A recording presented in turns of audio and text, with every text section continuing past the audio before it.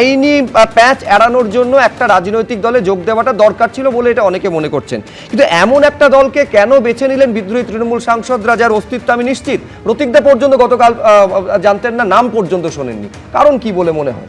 দেখুন, নিজেদের অস্তিত্ব রক্ষার জন্য তারা এই ধরনের একটা অস্তিত্বহীন, নামহীন একটা রাজনৈতিক দলের সঙ্গে মার্চ করেছে।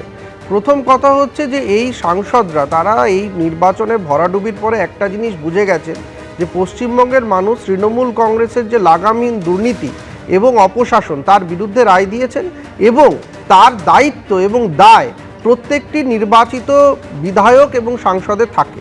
ফলে এই যে দুর্নীতির দায়, এই যে অপশাসনের দায়, এই যে কাজ না করার দায়, সেগুলো এই বিদ্রোহী সাংসদরা নিতে চাইছেন।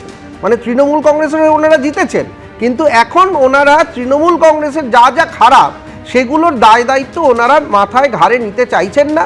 তাই তারা হচ্ছে গিয়ে আজকে এনসিপিআইয়ের মতো একটা নামহীন, কেউ চিনত না, সেটা আবার পশ্চিমবঙ্গেই হচ্ছে তার রেজিস্টার্ড অফিস, তার মধ্যে মার্চ করেছেন। একটা জিনিস খুব গুরুত্বপূর্ণ, এনারা প্রত্যেকে বলছেন আমরা বহুবার আমাদের যে অভিযোগ সেগুলো আমরা উচ্চতর নেতৃত্বের কাছে পাঠিয়েছি।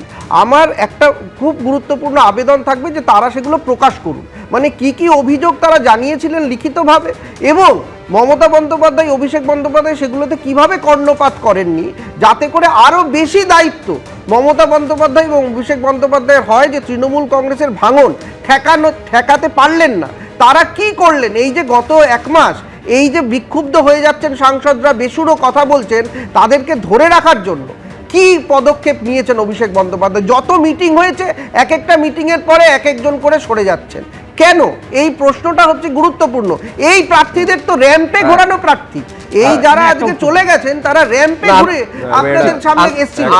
র্যাম্পে ঘোরানো প্রার্থীরা দলকে র্যাম্পেই নামাবে। একেবারে আমি শুধু এইখানে দর্শকদের মনে করিয়ে দেবো, এই ডিলিমিটেশন বিল যখন আটকে গেল তখন মমতা বন্দ্যোপাধ্যায় নির্বাচনী প্রচার চলাকালীন বলেছিলেন যে দিল্লিতে এবার বিজেপিকে হারিয়েছি, এবার এই রাজ্যে হারাবো, কিন্তু বাস্তবে বিজেপি হারালো তৃণমূল কংগ্রেসকে, এবং তারপর ছবিটা কিভাবে আমূল বদলে গেল। আমি ওই জন্য বলছিলাম যে উল্কার গতির মতন পুরোটা মুহূর্তে বদলে যাচ্ছে। কিন্তু আমি এইখানে শীর্ষেন্দুদার কাছে জানতে চাইবো যে আইনি একটা সমস্যার মধ্যে পড়ার সম্ভাবনা ছিল, একটা আশঙ্কা ছিল, যদি আলাদা ব্লক করে তারা লোকসভায় বসতেন, সেইটা তাহলে এড়ানো গেল বলে মনে হচ্ছে। আসলে অজন্তা অলিম্পিক নামে যারা তাঁবু ফেলতো সিটিতে কিংবা হাওড়া ময়দানে কিংবা পাক সার্কাসে, তার জন্য বাঙালিদের আর শীতকালের জন্য অপেক্ষা করতে হবে না, এখনই দেখতে পাচ্ছেন।